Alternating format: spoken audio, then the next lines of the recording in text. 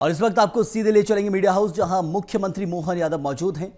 पत्रकारों से चर्चा की जा रही है। इस प्रेस वार्ता में आप सबका स्वागत है। जैसा कि हम सबको जानकारी है, 5 तारीख से 16 तारीख तक हमने जल गंगा संवर्धन अभियान चलाया था और इसी बीच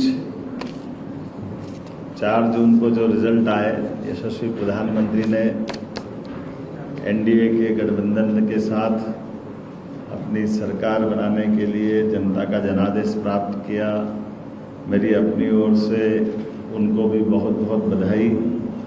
और हम सब ने कल टीवी में देखा, एनडीए के घटक दलों के द्वारा उनका सर्वानुमति से निर्वाचन संपन्न हुआ। सबने बधाई दी और सबकी शुभकामनाओं के साथ कल का दिन एक नया इतिहास, नया अध्याय लिखेगा, जब सायंकाल 7 बजे बाद यशस्वी प्रधानमंत्री राष्ट्रपति भवन में एक बार फिर तीसरी बार प्रधानमंत्री की शपथ लेंगे।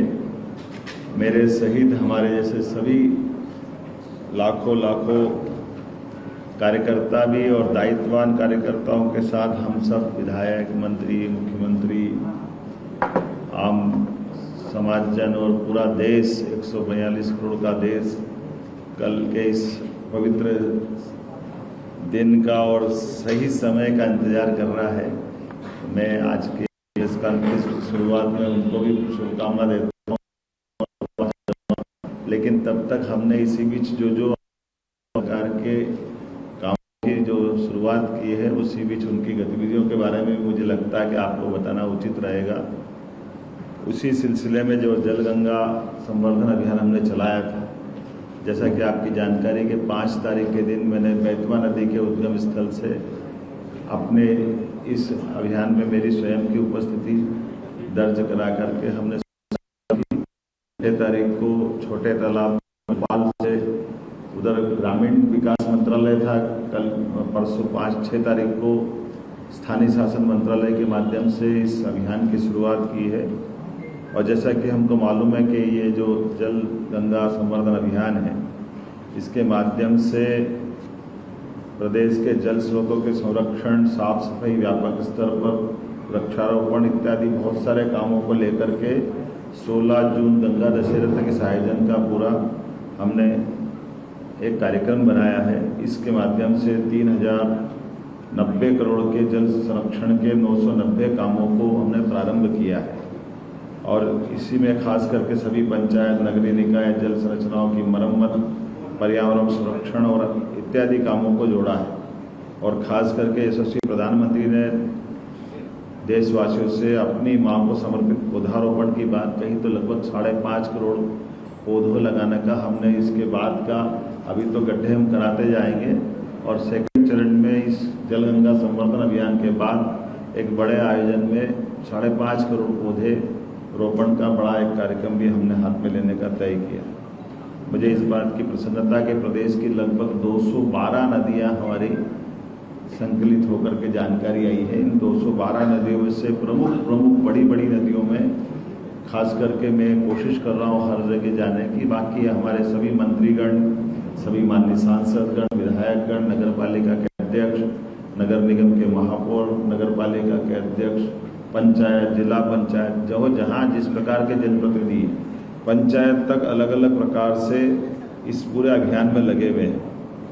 और जैसा कि हमको मालूम है कि इस अभियान का आपने सबने भी अभी तक का जो एक लगाव देखा है, उस लगाव में ध्यान मारा कि हमारी पुरानी बावड़ियाँ, बड़े बड़े तालाब, अलग अलग जल संरचनाएँ जिस प्रकार की प्रदेश में फैली हुई, सबका ध्यान आकर्षण भी हो रहा है और इसी से जुड़ करके एक अलग आनंद की अनुभूति हो रही है। मुझे इस बात की प्रसन्नता है कि लगभग हमारे 36,000 नागरिकों के सहयोग से नदी, तालाबों को ये इस प्रकार के इस अभियान से हम अभी तक जोड़ने में सफल हैं और लगातार इसमें हम आगे बढ़ते जा रहे हैं। और ख़ास करके जल संरचनाओं से 48,000 घन मीटर गाद डिसिल्टिंग भी कराई गई है। जल संरचनाओं में 33 लाख घन मीटर जल क्षमता उसमें बढ़े, इस दिशा में हम काम कर रहे हैं।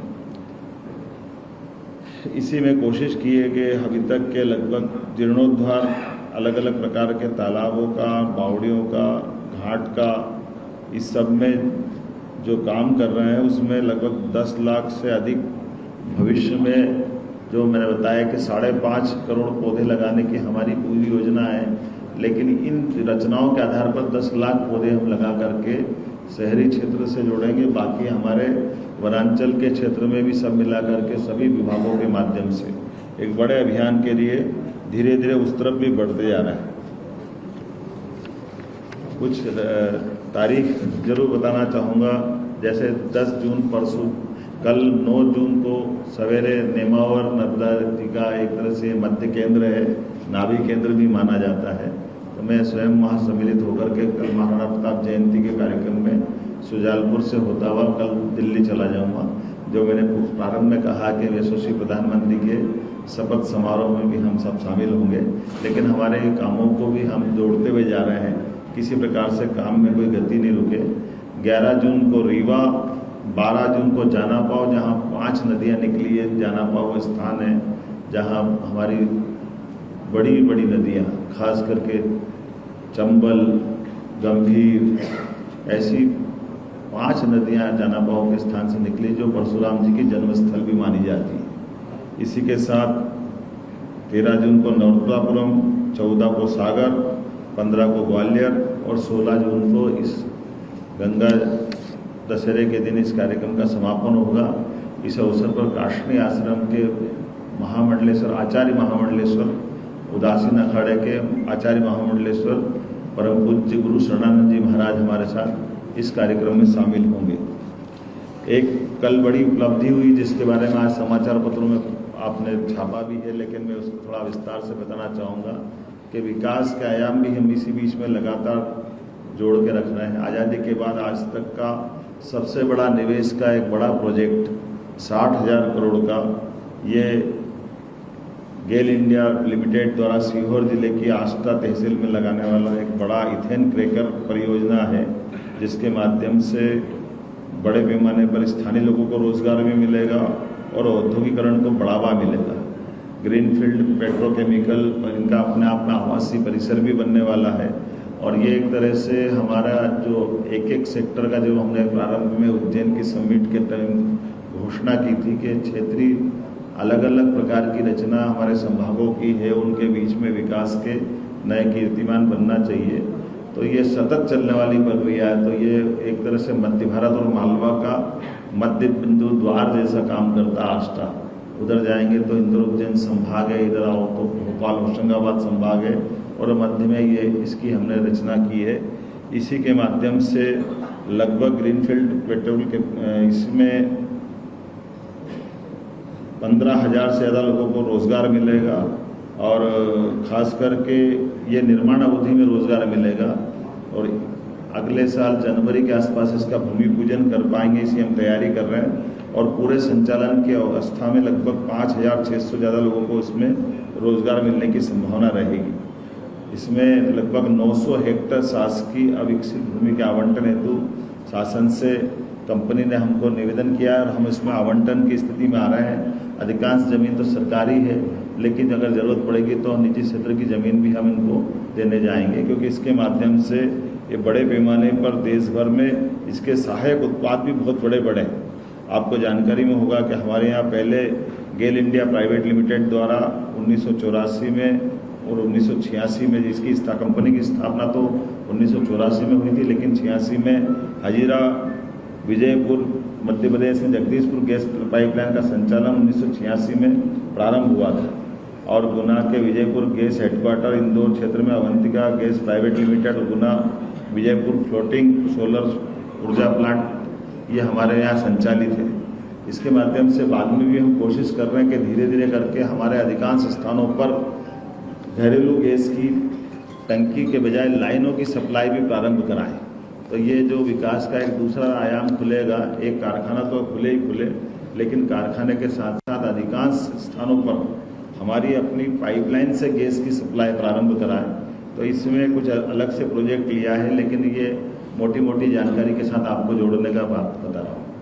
एक बड़ा काम और हुआ है, जिसमें हमने बीच में कहा था कि विश्व का पहला प्रोजेक्ट था, स्वर्गीय अटल बिहारी वाजपेयी जी ने केन बेतवा नदी जोड़ो अभियान की शुरुआत की कल्पना की थी और यशस्वी प्रधानमंत्री के माध्यम से उत्तर प्रदेश और मध्य प्रदेश के बीच में ये दोनों राज्यों के बीच का इशू हमारे अटके हुए थे, लेकिन एक 12,000 करोड़ का बड़ा टेंडर भी हमने कंप्लीट किया, एक 6,000 करोड़ का दूसरा टेंडर किया है, जिसके माध्यम से केन बेतवा का ये बड़ा प्रोजेक्ट हमारे यहाँ बहुत जल्दी इसकी भूमि पूजन की स्थिति में आ रहा है। साथ ही साथ कल मेरी बीते दिन हमारे राजस्थान के मुख्यमंत्री श्रीमान भजन लाल शर्मा में और साथ में हमारे अपने